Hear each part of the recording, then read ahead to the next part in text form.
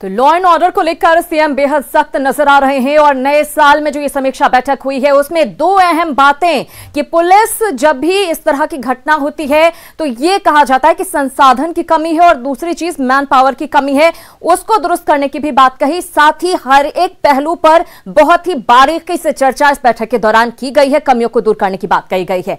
इधर दूसरी बड़ी खबर की बात करें, खनन मंत्री जीवेश कुमार मिश्रा का बड़ा बयान सामने आया है कि पोर्टल की लॉन्चिंग के दौरान यह बड़ा बयान सामने आया है जीवेश कुमार मिश्रा का।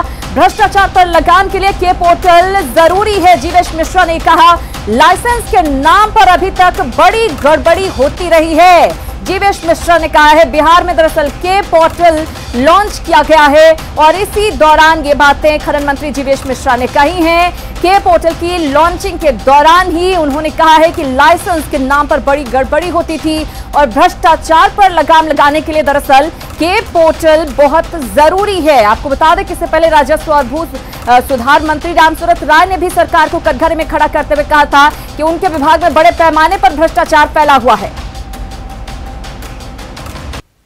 अब अगर मैं ये कहूं कि सिस्टम में गड़बड़ी नहीं हुई थी तो कहीं ना कहीं ये तो एक आदर्श बात हो जाएगी।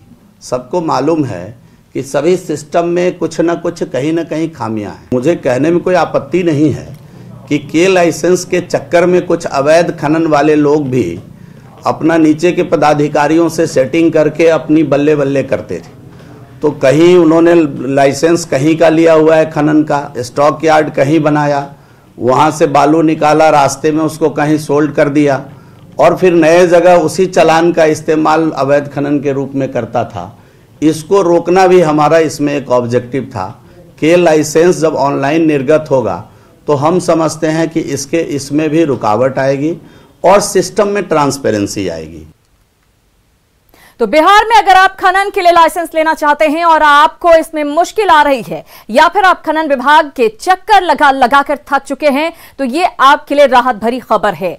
खनन विभाग ने खनन के लिए लाइसेंस के लिए के पोर्टल लॉन्च किया है। के पोर्टल के जरिए खनन का लाइसेंस लेना अब आसान हो जाएगा। पोर्टल के माध्यम से जांच के बाद 15 दिनों के भीतर आपको लाइसेंस मिल जाएगा। खनन मंत्री जीवेश कुमार मिश्रा और प्रधान सचिव हरजोत कौर के सामने विभाग के अधिकारियों ने प्रेजेंटेशन दिया और बताया गया कि पोर्टल के जरिए कैसे लाइसेंस लिया जा सकता है और इससे कैसे गड़बड़ी पर लगाम लगाई जा सकती है।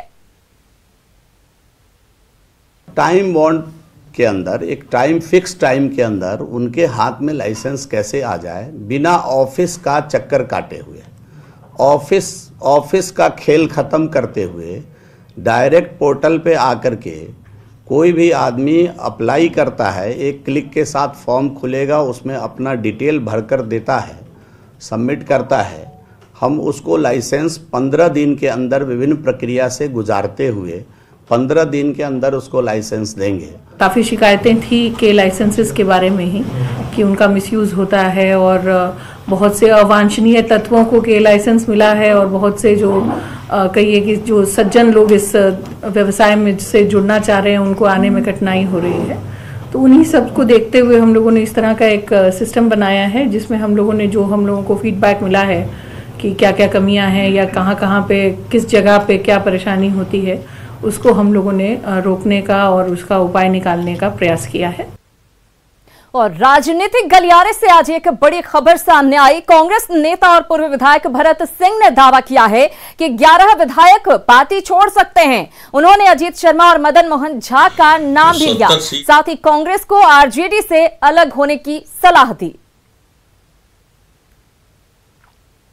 कि अभी जो 70 सीट मिला तो 70 सीट में जो अधिकतर सीट जो है बाहरी लोगों को दे दिया गया। वैसे उम्मीदवार आए वो बाहरी लोगों को आ गए पार्टी में जो कांग्रेस पार्टी में नहीं थे और उसमें से 11 जीत गए जिनको कांग्रेस से कोई संबंध पहले से रहा नहीं है और उनके पार्टी के जो लोकल लीडर है उनसे कोई लगाव नहीं है, पैसा लेना छोड़कर दूसरा कोई लगाव रहा नहीं। आज भी जीतने के बाद उनको कोई इकट्ठे रखने वाले नहीं। अभी जो मदन झा जो प्रदेश अध्यक्ष हैं वो देख रहे हैं कि उनका छुट्टी नज़दीक आ गया है, छुट्टी हो ही रहा है, जय दिन में वो हैं जाने वाले हैं, आगे भविष्य उनका कुछ दिखाई नहीं दे रहा है। तो वो अब इसके अशोक चौधरी के रास्ते पर जाना चाह रहे हैं। ये उस एमएलए लोगों का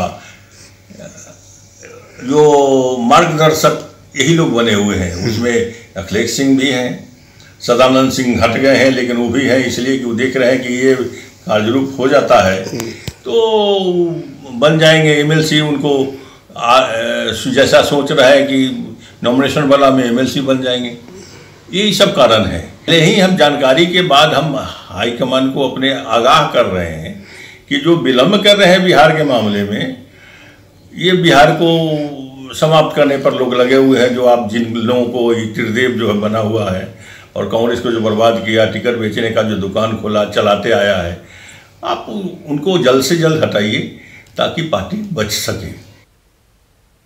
तो बिहार कांग्रेस के सभी बड़े चेहरों पर आरोप लगाते हुए नजर आए हैं, बड़ा हमला करते हुए नजर आए भरत सिंह। और भरत सिंह के इस बयान के बाद बिहार में सियासत गर्मा गई है। जेडीयू ने कांग्रेस के वरिष्ठ नेता के इस बयान पर प्रतिक्रिया दी है। पार्टी प्रवक्ता राजीव रंजन ने कहा है कि भरत सिंह का यह बयान जाहिर करता है कि कांग्रेस में भगदड़ की स्थिति बनी हुई है और संभवतः इसी कारण शक्ति सिंह गोहिल ने प्रभारी पद से इस्तीफा भी दिया है। लंबे समय से बिहार में कांग्रेस के लिए अच्छे हालात नहीं हैं और बिहार कांग्रेस तो पूरी तरह से कोमा में है। ये आरोप हमारा पहले भी था। इस आरोप की पुष्टि अब कांग्रेस के वरिष्ठ नेता भरत सिंह के बयान से हो गई है, जिसमें कांग्रेस में संभावित भगदड़ की उन्होंने चर्चा की है और शायद इस बात को शक्ति सिंह गोहिल ने भी भांप लिया था और इसीलिए बहाना कुछ और ढूंढ करके उन्होंने बिहार कांग्रेस के प्रभारी पद से खुद को मुक्त करने की इच्छा जाहिर की।